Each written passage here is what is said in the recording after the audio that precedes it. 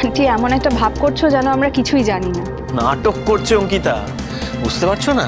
মা এখন নাটক করছে। মা তো ভাবে আমরা সব ছোট্ট ছোট্ট বাচ্চা, আমরা ঘাসে মুখ দিয়ে চলি, আমরা কিচ্ছু বুঝি না, কোনো বোধ শক্তি নেই আমাদের বোঝার ক্ষমতাই নেই যে এত বড় একটা কাণ্ড কে ঘটিয়ে থাকতে পারে। আমাদের বোঝার ক্ষমতাই নেই যে মা ছাড়া যদি অন্য কেউ পাপার অফিসে কমপ্লেনটা করতো তাহলে সেই কমপ্লেনটা গ্রাহ্যই হতো না, তাই না মা? কি মনেটা কি করো? আমরা অতটাই বোকা?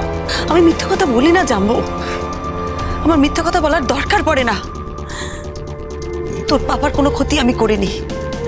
যদি তোর পাপার ক্ষতি করার হতো আমি অনেক আগেই করতে পারতাম, এত দেরি করে করতাম না। তাহলে সেটাই তো আসল মজা না আন্টি?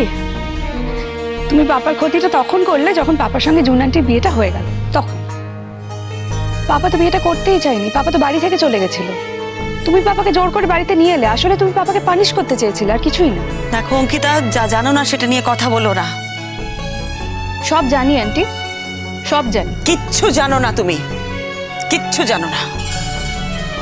বারে মা, তুমি আমারই ঘরে এসে আমার বউকে হুমকি দিচ্ছ, আমার বউয়ের সঙ্গে জোর গলায় কথা বলছো।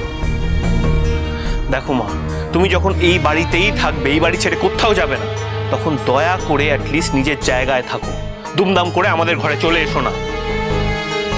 জাম্বো, তুই বোধহয় ভুলে গেছিস তোর দাদু না এই বাড়িটা আমার নামে করে দিয়েছে। তুই শুধু শুধু এই আমার ঘর কেন করছিস বলতো? করিস না, এই পুরো বাড়িটাই তো আমার। তা এই বাড়ি নিয়ে তুমি কি করবে মা? হ্যাঁ, বাড়ি ধুয়ে জল খাবে? বেশ বেশ, রাখো তুমি তোমার বাড়ি মাথায় করে, কেমন? কিন্তু একটা কথা শুনে নাও, খুব শীঘ্রই দেখবে এই বাড়ি থেকে না সবকটা লোক চলে যাবে। আমি আর অঙ্কিতা তো যাবই, তখন বাড়িটা নিয়ে কি করবে তুমি? তাই বলছি, দয়া করে এই বাড়ি বাড়ি করাটা না বন্ধ করো এবারে। যে কটা দিন আছি একটু শান্তিতে থাকতে দাও, বেশি দিন নেই, সেটাও তোমায় বলে দিলাম। নিজের ছেলের কাছে বাড়ির কথা বলছো, তুমি কিরকম মা আন্টি? তাও যদি বুঝতাম যে বাড়িটা তুমি নিজে রোজগার করে কিনেছো, তাও তো নয়। তোমাকে বাড়িটা একজন দান করেছে আন্টি, আর সেই দানে তুমি এত খুশি হয়ে গেলে। আর তুমি এত বড় বড় কথা বলো যে তুমি কারোর দান নাও না, আত্মসম্মান নিয়ে মাথা উঁচু করে বাঁচো। তোমার যদি সত্যি আত্মসম্মান থাকতো না, তুমি প্রথমেই এই বাড়িটা ছেড়ে চলে যেতে। ধরেই নিলাম আমার কোনো আত্মসম্মান বোধ নেই, কিন্তু তোমাদের আছে তো? তোমাদের যদি আত্মসম্মান বোধ থাকতো তাহলে কি এতদিন তোমরা এই বাড়িতে পড়ে থাকতে? যখন খুব ভালো করেই জানো যে এই বাড়িটা অন্যের। শোনো, অন্যের বাড়িতেই যখন আছো না, তখন শুধু শুধু আমাকে আত্মসম্মান জ্ঞানহীন বললেই হবে না, তোমাদের নিজেদেরকেও সেই দলে নাম লেখাতে হবে। কি বলতে চাইছো নাকি তুমি? হ্যাঁ, তুমি কি আমাদের খোঁটা দিচ্ছ? আমি কোনো খোঁটা দিইনি রে জাম্বো, আমি তো তোকে সরি বলতে এসেছিলাম, বরং তোরাই আমাকে খোঁটা দিচ্ছিস। আরেকটা কথা অঙ্কিতা, তোমার পাপার চাকরি আমার জন্য যায়নি, ওর চাকরি গেছে অন্য কারোর জন্যে। জাম্বো, তোর পাপা যদি এই চাকরিটা আবার ফিরে পায় না, সেটাও জানবি আমার জন্যই ফিরে পেয়েছে। বাবা, তোমার এত দাম আছে নাকি? মানে যে চাকরিটা চলে গেছে পাপার, সেটা আবার তুমি বাবাকে ফিরিয়ে দেবে কি করে? আন্টি জানো তো, পাপা একটা কর্পোরেট অফিসে চাকরি করে।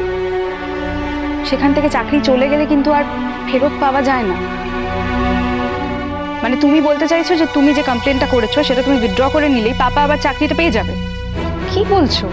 অঙ্কিতা, কেন কথা বাড়াচ্ছ? কোনো লাভ আছে? আমাদের তো বেরোতে হবে, তোমার রেডি হতে টাইম লাগবে, রেডি হয়ে নাও। দেখো মা, বুঝতেই পারছো আমাদের এখন বেরোতে হবে, অত সময় নেই। যতই হোক আমাদের তো খেটে খেতে হয়, তুমি এখন আসতে পারো। আশ্চর্য, নিজের মাকে এরকম দূর দূর করে তাড়িয়ে দিচ্ছিস জাম্বো? খেতে দিতে হয়, না পড়তে দিতে হয়, তারপরেও এরকম এরকম দুর্ব্যবহার করছিস মায়ের সাথে। এই তোর শিক্ষা? এই তোকে আমরা ডাক্তারি পাশ করিয়েছিলাম, তার দাম এইভাবে দিচ্ছিস তুই? আজ নিজের মায়ের সাথে এরকম ব্যবহার করছিস, তাহলে নিজেদের পেশেন্টদের সাথে কেমন ব্যবহার করবি রে? প্লিজ আন্টি, এখন না এই ভাষণ শোনার টাইম আমাদের একদম নেই। আমাদের বেরোতে হবে রেডি হয়ে। জানো তো অঙ্কিতা, তোমার এই ব্যবহারগুলো না আগে আমার খুব ছেলে মানুষই বলে মনে হতো। মনে হতো যে তোমার মা হয়তো তোমাকে ঠিক মতন শিক্ষা দীক্ষা দেননি, তাই তুমি কোনো কিছু পারো না। ভেবেছিলাম তোমাকে নিজের মতন করে গড়ে নেব, নিজের মতন করে তৈরি করে নেব। তুমি যে এতটা পাল্টে যাবে এটা কিন্তু আমি ভাবতেও পারিনি। আমি কিছুই পাল্টাইনি আন্টি।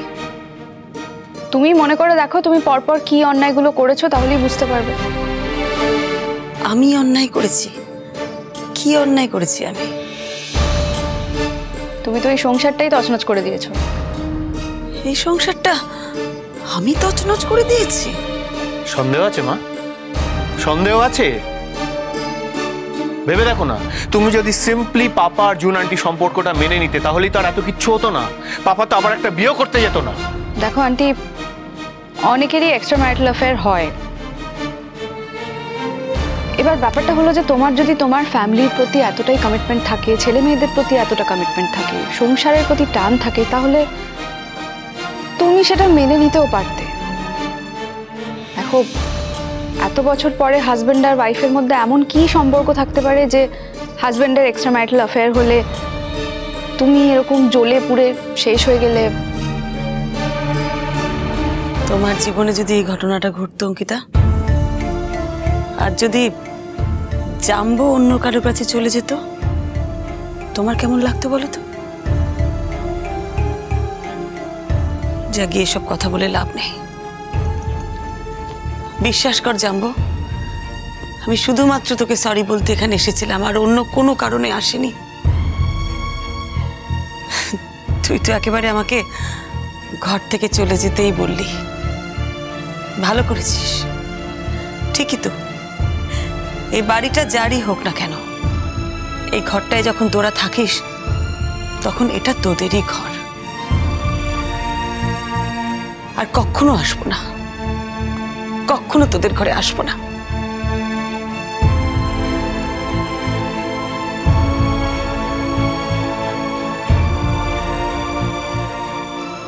মা হিসেবে তোকে আমি কখনো অভিশাপ দিতে পারবো না জানবো, আশীর্বাদই করব। যেখানেই থাকিস ভালো থাকিস, জীবনে উন্নতি করিস, একজন ভালো মানুষ হোস।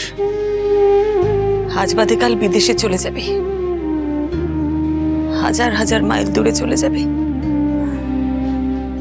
তখন ইচ্ছে থাকলেও মাকে দেখতে পাবি না, মায়ের কাছে আসতে পারবি না। বিদেশ বিভুঁইয়ে বসে কখনো যদি তোর আমার কথা মনে পড়ে, একটু ভালো করে ভেবে দেখিস জানবো, তুই আমাকে কত কষ্ট দিয়েছিস, আমাকে তুই কত অপমান করেছিস। নিজের মাকে এত কষ্ট, এত অপমান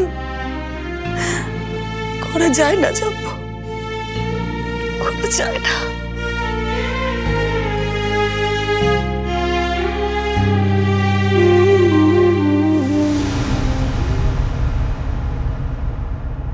ছিল সুখী গৃহকোণ, সবাইকে ভালোবেসে, রোজ নাম চায় তবু জীবন মুচকি হাসে। হঠাৎ অন্য হাওয়া আয়না খুঁজছে মুখ, একটু ভালো লাগায় ইচ্ছে কুড়োয় সুখ। শ্রীময়ী